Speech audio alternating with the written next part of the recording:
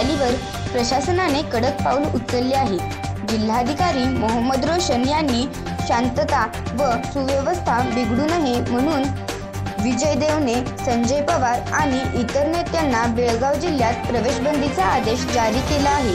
हा आदेश 1 नोव्हेंबर 2025 रोजी पूर्ण दिवस लागू राहणार असून जिल्ह्यात सुरक्षा यंत्रणांकडून विशेष दक्षता घेतली जात आहे।